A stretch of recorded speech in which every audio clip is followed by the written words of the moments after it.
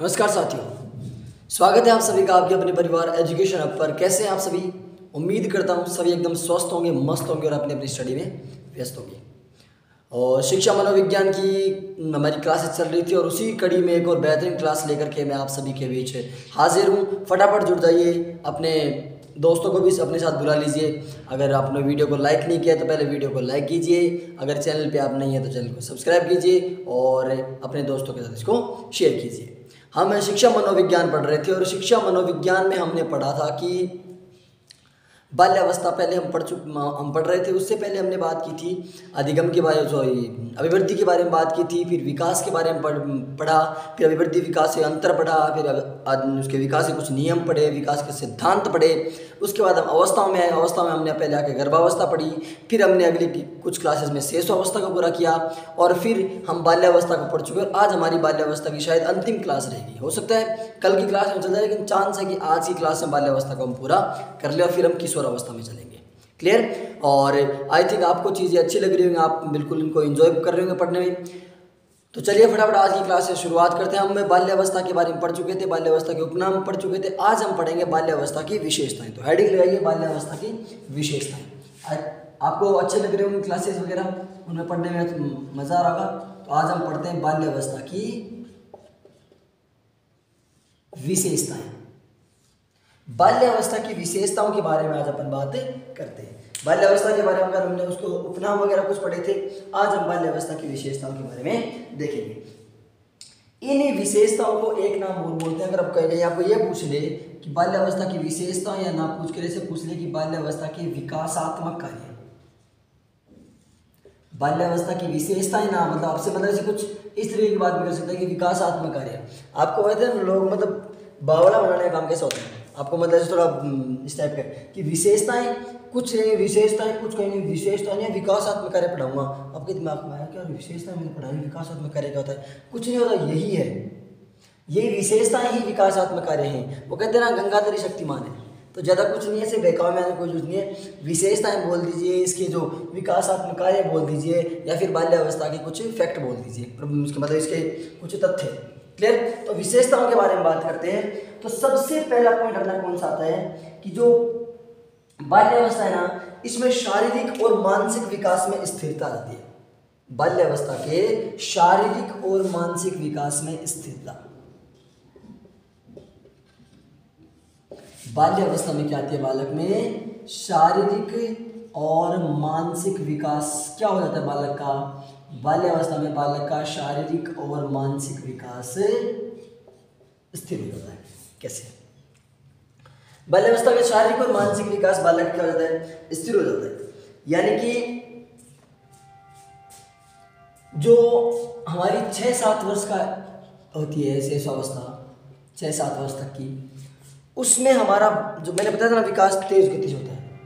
जो हमारी शेषावस्था होती है उस शेषावस्था में विकास हमारा तेज गति से होता है। शेषावस्था कहाँ तक होती है? लगभग 6 साल तक। उसके थोड़ा बहुत टाइम बाद तक, मान लीजिए बाद तक विकास चलता है। लेकिन उसके बाद जैसे ही बच्चा बाल्यावस्था में प्रवेश करता है ना, तो उसके शारीरिक और मानसिक विकास में क्या आती है? स्थिरता। कम नहीं होता विकास, कभी नकारात्मक होता है नहीं। नकारात्मक बहुत रेयर चांसेस में होता है, लेकिन विकास हमेशा विकास रुक सकता है, कम नहीं होगा।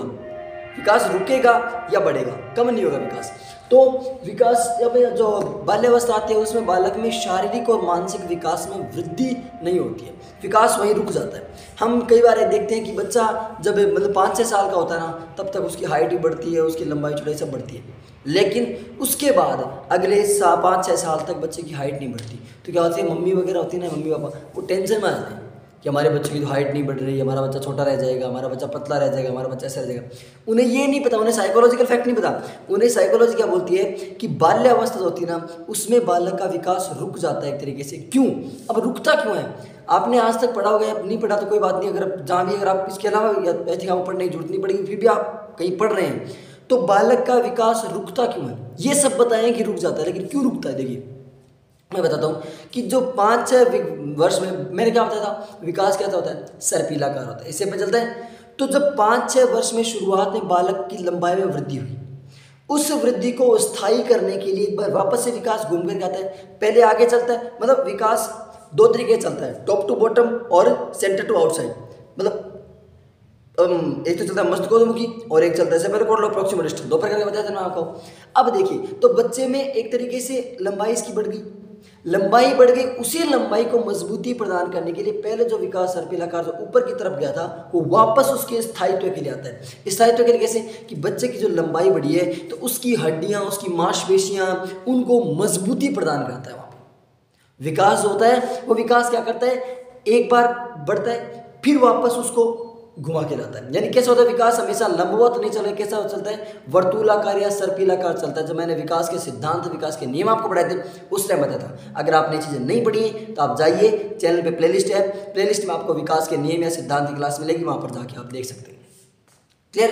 अब देखिए, अब बाल्यावस्था में क्या होता है, विकास रुकेगा, क्यों, क्योंकि विकास जो पहले जो हमारा विकास हो चुका है उसको क्या करेगा, स्थायी करेगा, यानी सर वर्तुलाकार वाला सिद्धांत है। इसलिए बाल्यावस्था में शारीरिक और मानसिक विकास रुक जाता है। मानसिक विकास कैसे स्थिर हो जाता है, कैसे कि बालक ने जो कुछ सीखा है उस ज्ञान को स्थायित्व प्रदान करता है।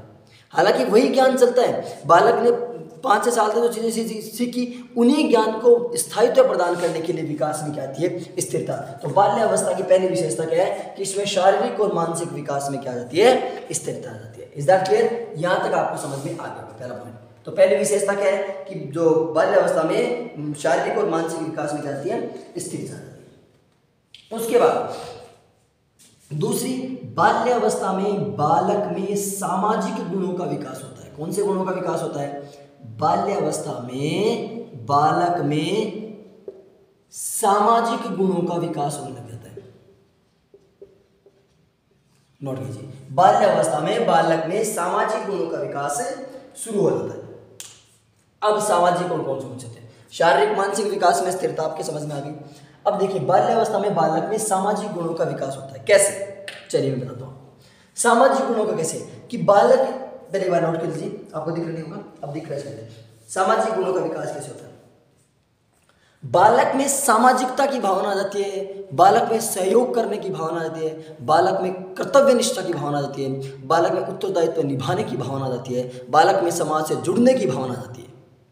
यानी बालक में सामाजिक गुण कौन से होते हैं? जो हमारे समाज से रिलेटेड होते हैं, जो हमारे समाज से हमें जोड़ते हैं, वो गुण कौन से होते हैं? सामाजिक गुण। सबसे पहले बालक में सहयोग की भावना होती है। सहयोग की भावना कैसे कि एक व्यक्ति कोई काम कर रहा है, मतलब मम्मी कोई काम कर रही है, मम्मी को कोई चीज़ ला के दे देगा। पापा कुछ कर रहे हैं, पापा ने पेन मंगवाया, फट से जाके पेन ला के देगा। घर पे जो बड़े बुजुर्ग हैं उनको खाना पकड़ा के आ जाएगा, पानी उनको पकड़ा के आ जाएगा, कुछ बीच में और कुछ सामान चाहिए वो ला के देगा, बाहर से दुकान से कोई सामान लाना वो ला के देगा। तो बालक में सहयोग की भावना आ जाती है। समाज से जुड़ने के लिए सहयोग करना पड़ता है। समाज से जुड़ा कैसे कि उसने सहयोग किया, किसका? मम्मी का। मम्मी को सामान ला के दिया बाजार से, बाजार क्या एक समाज का हिस्सा है, समाज से जुड़ गया, इधर सहयोग हो गया। तो सहयोग की भावना से सामाजिक गुणों का विकास होता है। यानी सामाजिक गुण तो एक तरीके से सहयोग, तो सहयोग की भावना बालक में आ जाती है। कर्तव्य निष्ठा, आप बालक को कोई काम देके जाइए, बाल्यावस्था के बालक को आप कोई भी काम देके जाइए कि आज मैं तो मान लें कि अपने गार्जियन से वो घर से बाहर जाते हैं और हम जब बाल्यावस्था में थे हमें क्या जाते थे कि आज ये काम कर लेना, ये जब तक मैं हूं ना तो ये काम कर लेना। बच्चा उस काम को एकदम दिलचस्पी से करता था और बिल्कुल एकदम उसे जैसा भी होता टूटा फूटा उसको कर करा के तैयार रखता। तो वहां पर क्या है? कर्तव्य निष्ठा। उसको जो काम, जो उत्तरदायित्व, जो जिम्मेदारी उसको मिलती है उस जिम्मेदारी को बखूबी निभाता है। कर्तव्य निष्ठा, उत्तरदायित्व है। उसको किसी, मान लीजिए स्कूल में कोई एक्टिविटी हो रही है, उस एक्टिविटी में उसको चार्ज दिया कि तुझे इस एक्टिविटी को इस तरीके से संभालना है, उस एक्टिविटी में उसको बालक को चार्ज दिया। अब बालक उस चार्ज को बखूबी मतलब अच्छे तरीके से निभाएगा। जैसे बाल्यावस्था में कई बालक हैं, उनको चार्ज देते हैं। जैसे हम स्कूल में क्या एक्सपेरिमेंट करते हैं कि बालक जो बच्चे होते हैं ना, उन बच्चों को आगे बुलाते हैं और हम जब मतलब शुरुआत में उनको प्रेयर वगैरह हमने खुद करवानी शुरू की कि मतलब बच्चों को सावधान विश्राम कराना, उनको लाइन से बनाना है। उसके बाद हमने बच्चों के लीडर्स डिसाइड कर दिए रोल नंबर वाइज कि आज एक रोल नंबर क्लास को अपनी सेट करेगा, हर एक क्लास का। अब क्या होता, और फिर किसी एक क्लास का एक रोल नंबर आगे आएगा और वो आकर के प्रेयर वगैरह सब कुछ करवाएगा, सारी एक्टिविटी करवाएगा। तो इस तरीके से बच्चों में नेतृत्व की भावना भी आ गई और अपना जो कर्तव्य है वो कर्तव्य निभाने का, अपना जो उत्तरदायित्व, अपनी जो जिम्मेदारी है उसको निभाने की भावना भी आ गई। क्लियर? तो बालक में सामाजिक विकास, जो सामाजिकता आ गई। सामाजिकता कैसे कि बालक में समाज से जुड़ने की आ गई, बालक में सहयोग की भावना आ गई, बालक में कर्तव्य निष्ठा की भावना आ गई, बालक में उत्तरदायित्व की भावना आ गई, बालक में जिम्मेदारी निभाने की भावना आ गई। ये सारे गुण कौन से होते हैं? सामाजिक गुण। इसलिए बाल्यावस्था में बालक में सामाजिक गुणों का विकास होता है। Is that clear? यहां तक चीज आपको समझ में आ गई। आगे चलते हैं। अब चलते हैं नेक्स्ट अगली बात कि मान लीजिए आप एक टीचर हैं, आप एक अध्यापक हैं, तो आप बालक को, अब मान लीजिए एक बार ये आपने नोट कर लिया होगा। अब तीसरी विशेषता चलते हैं। तीसरा मैं आपको एक फैक्ट पूछता हूँ कि आप एक अध्यापक हैं और आप बालक का सामाजिक विकास करना चाहते हैं, ठीक है ना? आप एक अध्यापक हैं और आप एक बालक का सामाजिक विकास करना चाहते हैं, तो बताइए आप बालक के लिए कौन सी विधि काम में लेंगे? उसको पढ़ाने के लिए कौन सी विधि काम में लेंगे? आप एक अध्यापक हैं और आप बालक के लिए कौन सी भावना, आप उसमें सामाजिकता की, उसमें समाज से जुड़ाव की भावना विकसित करना चाहते हैं, सामाजिक गुणों को विकसित करना चाहते हैं, तो आप उसको पढ़ाने के लिए कौन सी विधि काम में लेंगे? ऑब्वियस सी बात है, सामाजिकृत अभिव्यक्ति, ठीक है ना? कौन सी विधि काम में लेंगे? आप लेंगे सामाजिकृत अभिव्यक्ति विधि। तो यदि सामाजिक गुणों का विकास करना है आप तो बालक में कौन सी? सामाजिकृत अभिव्यक्ति विधि काम में लेंगे। कौन सी विधि काम में लेंगे? सामाजिकृत अभिव्यक्ति विधि। Is that clear? यानी कि समाज से जुड़ वो बच्चा जुड़ेगा और खुद की चीजों को वहां पे अभिव्यक्त करेगा, समाज से जुड़ेगा। अब वहां पे वो सामान लाने के लिए बाजार में जाएगा, वहां पे दुकानदार से मोल भाव करेगा, उससे चीजें लेकर के आएगा, फिर घर पे लाके मम्मी को देगा। इन चीजों में उसने अपनी अभिव्यक्ति की और फिर मतलब खुद को कॉन्फिडेंट महसूस किया कि हाँ मैं ये काम कर सकता हूँ। तो बालक ने समाज से जुड़ा और अपनी चीजों की अभिव्यक्ति की, मतलब एक्सप्रेस किया खुद के विचारों को। तो सामाजिक अभिव्यक्ति विधि के माध्यम से हम सामाजिक गुणों का विकास कर सकते हैं। अगर आप एक टीचर हैं और आप एक बालक में सामाजिक गुणों का विकास करना चाहते हैं, समाज से उसको जोड़ना चाहते हैं, तो आप सामाजिक अभिव्यक्ति विधि के माध्यम से जोड़ सकते हैं। अब उसके बाद इसी बाल्यावस्था में बालक में नैतिकता का विकास हो जाता है। बालक में कैसा? बाल्यावस्था में बालक में नैतिकता का विकास शुरू हो जाता है। बाल्यावस्था में बालक में नैतिकता का विकास, उसमें मोरालिटी आ जाती है, उसमें नैतिकता आ जाती है, उसमें दया की भावना आ जाती है, उसमें बालक को दया आने लग जाती है, बालक क्षमा याचना करना सीख जाता है, बालक में कैरेक्टर बनाने की, जो चरित्र निर्माण की भावना आ जाती है। यानी कि इस बाल्यावस्था में बालक में नैतिकता का विकास होता है, बालक में दया, क्षमा और चरित्र बनाने की भावना आ जाती है। तो बाल्यावस्था में बालक में नैतिकता का विकास हो जाता है। कैसे? बाल्यावस्था में बालक किस चीज़ को देखेगा? अब मान लीजिए उसने बाजार में गया बालक, उसने किसी भिखारी को देखा, तो मतलब सड़क पे ऐसे धूप में बैठा है और मतलब उसने फटे पुराने कपड़े पहन रखे हैं इस तरीके का। अब बालक उस पर दया आएगी कि यार इसको कुछ न कुछ विकास खाने के लिए नहीं है, तो इसको कुछ न कुछ देगा। तो बालक में कौन सी भावना का विकास होगा? दया का। कभी कभी घर में झगड़ा हो जाता है, मान लीजिए किसी से बात नहीं कर रहा, कैसे हो गया, कुछ गलती हो गई, तो फिर दूसरे को क्षमा भी करता है और खुद भी क्षमा मांगता है। खुद से गलती होगी तो खुद मांगेगा, अगर दूसरे से हो गई तो फिर दूसरे को माफ भी करेगा। तो बालक में क्षमा की भावना, बालक में खुद का कैरेक्टर निर्माण की भावना, बालक का चरित्र विकसित करने की भावना। घर वालों ने कह दिया कि नहीं तू तो आजकल बहुत शैतान हो गया, अब बच्चा खुद को सुधारेगा कि नहीं मुझे शैतान बोल दिया, इसका मतलब मुझ में कुछ न कुछ कमी आई, अब उन कमियों को क्या करेगा? वो सुधारेगा। तो बालक में चरित्र निर्माण, और इन्हीं गुणों को क्या बोलते हैं? नैतिकता या मोरालिटी। तो नैतिकता का विकास कौन सी अवस्था में आता है? बाल्यावस्था में नैतिकता का विकास शुरू हो जाता है। बालक में दया की भावना आती है, बालक में क्षमा करने की, क्षमा मांगने की भावना आती है, और बालक में चरित्र निर्माण की भावना आ जाती है। क्लियर? यहां तक बात समझ में आ गई? इन चीजों को समझ में आ गया ना आपको? उसके बाद अगला क्या है कि जो बालक का शारीरिक और मानसिक विकास तो क्या होता है? स्थिर हो जाता है। शारीरिक और मानसिक विकास तो स्थिर हो जाता है, लेकिन बालक का जो सामाजिक, शारीरिक और मानसिक विकास हो जाता है स्थिर, और सामाजिक और संवेगात्मक विकास हो जाता है तेज। सामाजिक और संवेगात्मक विकास होता है तेज। कि बालक इसी के साथ चाहो तो लिख सकते हो, अगर नहीं ऐड किया तो कोई बात नहीं, नीचे ऐड कर सकते हो। बालक के शारीरिक और, मैंने इसलिए लिखा था कि चारों विकासों को आपको समझा सकूं। बालक के शारीरिक और मानसिक विकास में स्थिरता आती है, मैंने बता दिया, फिक्सेशन के लिए, स्थायित्व के लिए आता है। लेकिन अब सामाजिक विकास और संवेगात्मक विकास में तेजी कैसे आती है? देखिए, सामाजिक विकास, ये इतनी सारी राम कथा मैंने जब आपको समझाई थी, वो कौन से विकास से संबंधित थी? सामाजिक विकास, कि सामाजिक गुणों का बालक में विकास होता है। सामाजिक अभिव्यक्ति के माध्यम से आप बच्चे को सिखा सकते हो। बालक समाज से जुड़ता है, बालक समाज के साथ अपना सामंजस्य स्थापित करता है, बालक समाज की चीज़ों को समझता है, समाज कैसे चल रहा है उसके अकॉर्डिंग बालक खुद का व्यवहार में परिवर्तन करता है। तो बालक में सामाजिक विकास हो गया। सामाजिक विकास, क्योंकि देखो, जब बच्चा श्रेष्ठावस्था में था तो श्रेष्ठावस्था में बालक ये नहीं जानता था कि समाज क्या होता है, कैसे जुड़ना उससे। लेकिन बाल्यावस्था में बच्चा बाहर जाएगा, लोगों से मिलेगा, दोस्तों से मिलेगा, दल बनाएगा, टोली बनाएगा, स्कूल जाएगा, वहाँ समाज से जुड़ेगा वो, और समाज से जुड़ेगा तो बालक में सामाजिक विकास तेज होगा। और बेसी बात है, संवेगात्मक विकास कैसे? जो नैतिकता, चरित्र वगैरह है ना, ये सारे किसमें आते हैं? संवेगात्मक विकास में। बालक में इमोशंस मजबूत होंगे। इमोशंस कैसे? छोटा बच्चा यदि रो रहा है ना तो उसको चुप करवाना पड़ता है, लेकिन ये जब रो रहा है तो मम्मी बोलेगी कि क्या इतना बड़ा हो गया रोता है अभी। अब बच्चे में आएगा कि मत, इसका मतलब कि बड़ा होने के बाद रोना नहीं चाहिए। बच्चा जिद करता है कि ये इतना बड़ा होगा, जिद करता है, छोटे बच्चे की तरह जिद करता है। अब उसको आएगा कि नहीं, इसका मतलब छोटे बच्चे जिद करते हैं, मैं जिद नहीं कर सकता, है ना। तो बालक में कैसे इमोशंस स्ट्रॉन्ग होंगे, वो उन चीज़ों को खुद के अंदर मतलब कंट्रोल करने की कोशिश करेगा। संवेगात्मक विकास तेज हो। तो जो बाल्यावस्था है उसमें शारीरिक और मानसिक विकास में तो स्थिरता आती है, लेकिन सामाजिक और संवेगात्मक विकास में तेजी आती है। क्लियर? इनको नोट कर लीजिए। फिर हम चलते हैं आगे।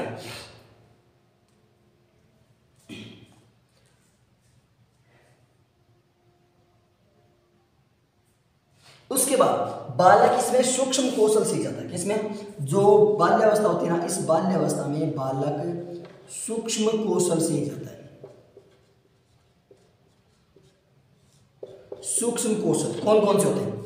कि मान लीजिए सूक्ष्म कौशल है छोटे छोटे मतलब चीजों को, ऐसी जो बारीक चीजें हैं उनको, जैसे बच्चा जो अपने शू होते हैं, जूते, उन जूतों की लेस बांधने लग जाता है। जूते की लेस बांधने लग जाता है। बच्चा, छोटा बच्चा होता है, वो शुरुआत में जूते की लेस बांधना नहीं जानता, फिर उसको एक दो बार सिखाते हैं कि ऐसे एक धागा, ऐसे दूसरा धागा, उसको क्रॉस में करो, ऐसे बांधो, ऐसे बांधो, इस तरीके से। तो बच्चा एक दो बार करेगा तो यानी सूक्ष्म कौशल सीख गया, जूते की लेस बांधना सीख गया। और घर में मान लीजिए माता है या फिर दादी है, उनको कई बार वो सुई में धागा पिरो रही होती है ना, उनको दिखाई देता, तो उसको बुलाते हैं, इधर तेरे को दिखाई देता ना, ले सुई में धागा पिरो। अब वो सुई का 12 जो बिल्कुल छोटा सा छेद है ना, उसको देखता है और उसमें धागा डालने का प्रयास करता है, यानी सुई में धागा पिरोना। सुई धागे समझ जाओ कि सुई में धागा पिरोना कि। और देखिए कई बार क्या होता है, खुद की शर्ट अमान कहीं कहीं बाहर लड़ झगड़ के आया, लड़ाई में सबसे पहले क्या होता है, हम कॉलर पकड़ते हैं, और कॉलर पकड़ने से उसके बटन टूट गए। अब जब घर वालों को पता चलेगा कि एक बटन कैसे टूटे, तो क्या उसकी सुताई नहीं होगी ढंग से, होगी ना। अब क्या करेगा, वो उन बटन को लगाने की कोशिश करेगा, जैसे भी उल्टे पुल्टे सीधे लगाएगा तो वो उन बटन को भी लगाना, तो शर्ट के बटन लगाना भी सीख जाता है। शर्ट के बटन लगाना भी सीख जाता है। ये सारे के सारे सूक्ष्म कौशल, सारे के सारे क्या है, सूक्ष्म कौशल है। और क्या, और आजकल का ट्रेंड जैसे चल रहा है, जैसे मोबाइल फोन है, मोबाइल फोन में टाइपिंग करना सीखता है, अंगुलियों से टाइपिंग करना सीखता है, टाइपिंग करना सीखता है, यानी ये सारे क्या है, सूक्ष्म कौशल। तो बाल्यावस्था में बालक में सूक्ष्म कौशलों का विकास होता है। कौन कौन से होते हैं? जूते की लेस बांधना है, सुई में धागा पिरोना है, बटन लगाना है, टाइपिंग करना है, ये सारे के सारे सूक्ष्म कौशलों का विकास कौन सी अवस्था में होता है? बाल्यावस्था में होता है। क्लियर? अब इसको मैं रफ कर देता हूँ, फिर आगे चलता हूँ अगली बात पे। अगर आपने नोट नहीं किया एक बार नोट कर लीजिए, फिर मैं इसको रफ कर रहा हूँ, या फिर इसका स्क्रीनशॉट ले रहे हो, स्क्रीनशॉट ले लीजिए। फिर चलते हैं अगले पॉइंट। विशेषताएं पढ़ रहे हैं। विशेषताओं को विकासात्मक कार्य बोलते हैं। शारीरिक मानसिक विकास में स्थिरता आती है, जबकि सामाजिक और जो संवेगात्मक विकास है उसमें क्या आती है? तेजी। और नैतिकता का विकास इसमें होता है, दया, क्षमा, चरित्र की भावना, सूक्ष्म कौशल का बालक का विकास होता है, और सूक्ष्म कौशल मैंने आपको अलग अलग बता दिए। क्लियर? अब आगे चलते हैं अगली विशेषताओं पर। विशेषताएं चल रही है, अगली विशेषता पर चलते हैं। जब हमने शेष अवस्था पढ़ी थी, मैंने बताया था बालक में अतार्किक चिंतन होता है, मूर्त चिंतन होता है। जब देखिए, जब हमने शेष अवस्था पढ़ी थी उसमें मैंने बताया था कि चिंतन अतार्किक होता है और मूर्त होता है। क्लियर? अतार्किक चिंतन होता है और मूर्त चिंतन होता है, ये मैंने आपको कहा बताया था शेष अवस्था में। अब जब बाल्यावस्था में आएंगे ना, बाल्यावस्था में बाल्य अवस्था में बालक में ये चिंतन तो मूर्त ही रहता है, लेकिन जो ये चिंतन है ना, ये तार्किक चिंतन होता है। अब बच्चा बिना किसी बात के चिंतन नहीं करेगा, उसको सोच के कुछ उसके पीछे लॉजिक होगा, लॉजिकल बातें करेगा। शेष अवस्था में बालक अतार्किक और जो मूर्त चिंतन करता है, लेकिन बाल्य अवस्था में बालक अतार्किक चिंतन ना करके तार्किक चिंतन करता है और मूर्त चिंतन करता है। मूर्त चिंतन तो वो कब है, चीजों को सामने देख के ही इमेजिनेशन कर सकता है, उसके सामने मार्कर है ना, तभी इसके बारे में वो सोच सकता है कि ये मार्कर है। लेकिन तर्क, अब की बार पहले उसकी चीजों के पीछे कोई लॉजिक नहीं था कि चिड़िया मैं उड़ जाऊं, चिड़िया की तरह उड़ जाऊं, क्या उसके पीछे कोई लॉजिक है, क्या पॉसिबिलिटी है? नहीं है। लेकिन इस बार उसके पीछे कुछ ना कुछ लॉजिक होगा कि ये प्लेन उड़ता कैसे है। अभी एक बात आता आपको, हंसी वाली बात नहीं है वैसे, मतलब थोड़ा बच्चे की लहजे से देखे ना, तो जब मैं क्लास में पढ़ाता हूँ छोटे वाले बच्चों को, या कोई भी बच्चा हो 1 से लेकर 8 तक, मैं सभी क्लासेस में चल जाता हूँ, कोई दिक्कत वाली बात नहीं। तो उसमें क्या होता है कि जब बच्चे मेरे सामने अलग अलग क्वेश्चन लेके आते हैं खूब सारे, उनके पीछे कई बार लॉजिक नहीं होता। जो छोटे बच्चे होते कई बार लॉजिक नहीं होता, लेकिन लगभग क्वेश्चंस में लॉजिक होता है। एक 5वीं क्लास का बच्चा था, उसने मेरे से पूछा कि सब बच्चे कैसे होते हैं। अब हालांकि उसको मैंने प्रोसेस कुछ समझा दी, तो कुछ प्रोसेस समझा दी, बट एग्जैक्टली उसको नहीं समझ में आई कैसे होते हैं, उसको नहीं पता इन चीज़ों के बारे में। उसके पीछे लॉजिक है, लेकिन अभी उसके समझने की उतनी एज नहीं है। तो बच्चों के जो क्वेश्चन है उनके पीछे लॉजिक जरूर होता है, और लॉजिक कौन सी अवस्था में आने लग जाता है, जो बाल्य अवस्था में। उसमें तो बाल्य अवस्था में तार्किक और मूर्त चिंतन होता है। क्लियर? और अगर मैं बात करूं किशोरावस्था की, इसी के साथ तीसरी अवस्था का देख लेते हैं आगे। जब आएगी किशोरावस्था, जब किशोरावस्था में होगा ना, तो ये तो तार्किक चिंतन होगा, उसमें तर्क भी होगा, और बच्चा अमूर्त चिंतन भी करने लग जाएगा। बिना उसके सामने कोई चीज नहीं है उसके बावजूद भी उसके बारे में सोचने लग जाएगा। तो शेषावस्था में अतार्किक और मूर्त, बाल्यावस्था में तार्किक और मूर्त, और किशोरावस्था में तार्किक और अमूर्त चिंतन। क्लियर? यहां तक समझ में आ गया? ये देखिए, तो ये दोनों ये चिंतन हो गया। बाल्यावस्था में कौन सा चिंतन होता है? बाल्यावस्था में होता है मूर्त और तार्किक चिंतन। आगे चलते हैं। बाल्यावस्था में मूर्त और तार्किक चिंतन हो गया। उसके बाद यदि मैं बात करूं कि बाल्यावस्था में बालक में एनिमिज्म, जीववाद, एनिमिज्म की भावना आती है, जीववाद की भावना आ जाती है। ये बात की थी जीन पियाजे ने, जीववाद या एनिमिज्म की भावना आती है, जीववाद या फिर एनिमिज्म की भावना आती है। और ये बात करने वाले कौन थे? ये बात करने वाले थे जीन पियाजे। ठीक है? जीववाद या एनिमिज्म की भावना कैसे? कि वो ऐसे समझता है कि मतलब मनुष्य के अंदर कुछ जीव होता है, उसके मतलब कुछ एनिमल्स होते हैं ना, उनमें कुछ ना कुछ जीव होता है, वो जीते हैं, मरते हैं, खेलते कूदते का स्वभाव करते हैं। तो उनमें जीववाद सामने चीज़ों को कुछ ना कुछ मानने लग जाता है। लेकिन इस जीववाद में एक चीज़, वो पेड़ पौधों में सजीव नहीं मानता। वो ये समझ जाता है कि पेड़ पौधे, वे ये समझता है कि पेड़ पौधे सजीव नहीं होते हैं, ये नहीं मानता है। उसमें जीववाद की भावना, बाल्यावस्था में बालक में जीववाद की भावना आ जाती है। वो जानने लग जाता है कि कौन सी चीज में जीव है या नहीं है, लेकिन वो पेड़ पौधों को कभी भी सजीव नहीं मानता है। और ही बात, ये बाल्यावस्था की अगली विशेषता अपनी क्लियर हो गई। आगे चलते हैं। अब एक सबसे इंपॉर्टेंट बात बता रहा हूं कि इसमें क्या होता है, जो उत्क्रमणीयता है इसमें सोच में, उत्क्रमणीयता, रिवर्सिबिलिटी। बाल्यावस्था में बालक की सोच में उत्क्रमणीयता, रिवर्सिबिलिटी,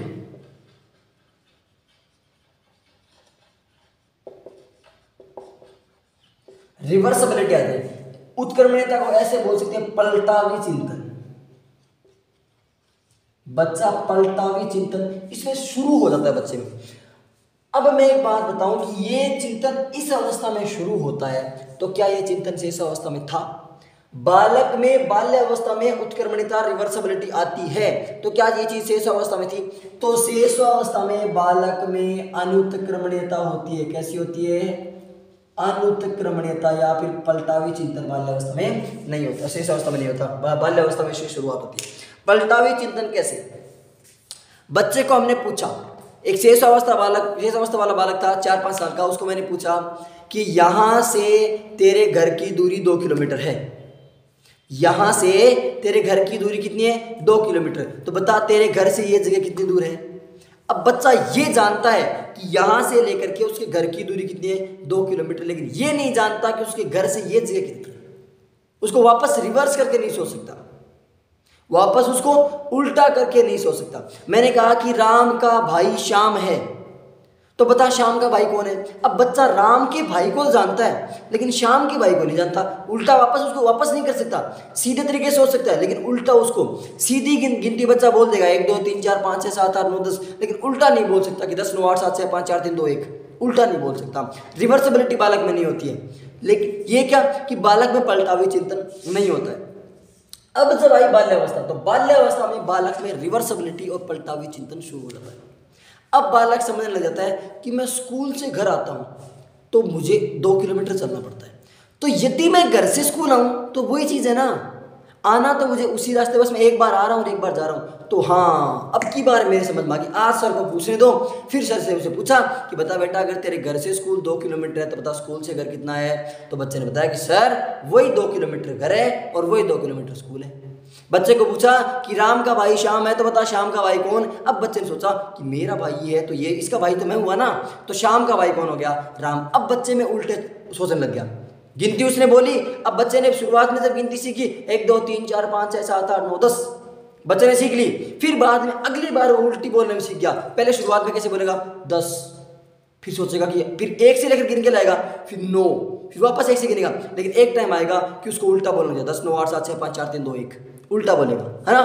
तो ये तो बालक में रिवर्सिबिलिटी या फिर पलटावी चिंतन कौन सी अवस्था में शुरू होता है, बाल्यावस्था में शुरू होता है। Is that clear? यहां तक की बात आपको समझ में आ गई होगी। उसके बाद आगे जाते हैं। आगे मैं इसकी जो आपको बता था, इसके बाद बालक में जो है ना आपकी जो क्रिएटिविटी, सृजनात्मकता, रचनात्मकता आ जाती है। बालक में सृजनात्मकता, इसी सृजनात्मकता को बोलते हैं रचनात्मकता, और इसी को इंग्लिश में क्या बोलते हैं, क्रिएटिविटी। क्रिएटिविटी, सृजनात्मकता या रचनात्मकता किस में आती है, बालक में कौन सी अवस्था में आती है, बाल्यावस्था में आती है। कौन सी अवस्था में आती है, बाल्यावस्था में। तो बाल्यावस्था क्रिएटिविटी आपको समझाइए, सृजनात्मकता बच्चा अलग अलग चीजों में अलग अलग एक्सपेरिमेंट लेकर जाएगा। बच्चे का क्रिएटिव माइंड है, बच्चा पेंटिंग बनाएगा, बच्चा ड्राइंग बनाएगा, बच्चा अलग अलग चीज़ों से, मतलब ऐसे कुछ फालतू की चीज़ें रखी हुई हैं उनसे मिलकर कुछ नई चीज़ बना देगा। हमारे जो बच्चे हैं ना वो कई बार क्या करते हैं, मतलब अच्छी वैसे लेके पेन पेन से उनसे अच्छी अच्छी पेंटिंग बनाते हैं और फिर हमें ला करके दिखाते हैं देखो उस तरह कैसी है। अब उस टाइम टीचर का रोल क्या होता है, जब आप बनोगे ना तो इसलिए बताता हूँ, उस टाइम टीचर का रोल था, हालांकि जैसी बच्चे ने बनाई अच्छी बुरी, लेकिन आपने अगर बच्चे का प्रोत्साहन कर दिया ना उस टाइम कि हाँ बहुत अच्छी बनी है, शाबाश और बना, अब बच्चा जाकर के उसको और अच्छे तरीके से लिखेगा।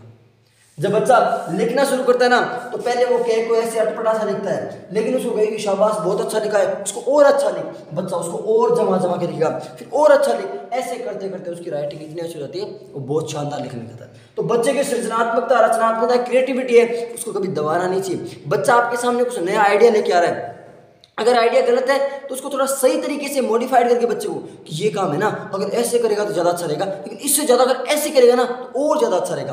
अब बच्चा सोचेगा कि हाँ वो तो अच्छा था, ये और अच्छा है तो ये करता हूँ मैं। गलत वाला विचार हट गया, बच्चे के दिमाग में कोई ऐसी नेगेटिविटी नहीं आई कि मतलब सर ने मेरे विचार को खारिज कर दिया, नहीं। अब सर ने क्या बोला, नहीं तो ऐसे नहीं कर सकता, इसको ऐसे कर। अब बच्चे क्या है, इसका मतलब मेरा गलत था, सर ने सही बताया। 2 तरीके बात को मना करने का कि ये तो अच्छा है लेकिन इससे ज़्यादा अच्छा ये है, और तरीके से कर। तो बच्चे की सृजनात्मकता, रचनात्मकता इसी में आती है बाल्यावस्था में। क्लियर? आगे याद हो गया। बच्चा क्रिएटिव चिंतन करने लग जाता है, बहुत सारी चीज़ों को सोचने लग जाता है। अब वही ट्यूशन जैसे अपने सामाजिक विकास के बारे में पढ़ा कि यदि आप एक टीचर हैं तो आप बच्चे की सृजनात्मकता को आपको यदि मतलब बच्चे की सृजनात्मकता को आपको उभारना है तो आप कौन सी विधि काम में लेंगे, तो आप कौन सी लेंगे, मस्तिष्क उद्वेलन विधि। मस्तिष्क उद्वेलन विधि यानी आप बच्चे के माइंड से खेलेंगे, बच्चे के माइंड से खेलेंगे, बच्चे के दिमाग को शार्प करेंगे। उसके दिमाग में बहुत सारी चीजें चल रही हैं, उन चीजों को, उनके लॉजिक्स को, उनके फैक्ट्स को आप बच्चे को बार बार समझाएंगे। क्लियर? तो सृजनात्मकता को विकसित करने के लिए कौन सी विधि काम में लेंगे आप, मस्तिष्क उद्वेलन विधि आप काम में लेंगे। क्लियर? यहाँ तक बात समझ में आ गई। मस्तिष्क उद्वेलन जैसे कि बच्चे को आपने वो वैसे आता है ना पजल क्यूब जैसे, उसको सोल्व दे देगी, इसके कलर सारे एक साथ मिला, बच्चे को ट्रेन टाइप में दे दी तोड़ के, इसको जोड़ आपस में, बच्चे को ऐसे मतलब खिलौने टाइप में दे दिया कि इसमें है ना ए है, अब ए दे दिया, उसके बाद फिर ढूंढ के लाएगा, खूब सारे रख दिए सामने, अब ए के बाद फिर बी ढूंढ के लाएगा, फिर सी ढूंढ के लाएगा, उनको जोड़ेगा। तो यानी गेम खेल होगा मस्तिष्क में, और मस्तिष्क के खेल के माध्यम से खेल विधि भी है और मस्तिष्क उद्वेलन। तो सृजनात्मकता के लिए कौन सी है? मस्तिष्क उद्वेलन विधि है। क्लियर, समझ में आ गया यहाँ तक? आगे चलते हैं नेक्स्ट। उसके बाद अगला आता है कि बाल्यावस्था में मैंने बताई आपको जो मूर्त चिंतन वाला हो गया। उसके बाद बाल्यावस्था में व्यक्तित्व कैसा हो जाता है? बाल्यावस्था में व्यक्तित्व हो जाता है बहिर्मुखी। मैंने शेष अवस्था में जब व्यक्तित्व पढ़ाया था, आपको बताया था, तो उसमें मैंने बताया था अंतर्मुखी, कि बच्चा खुद के अंदर ही रहता है।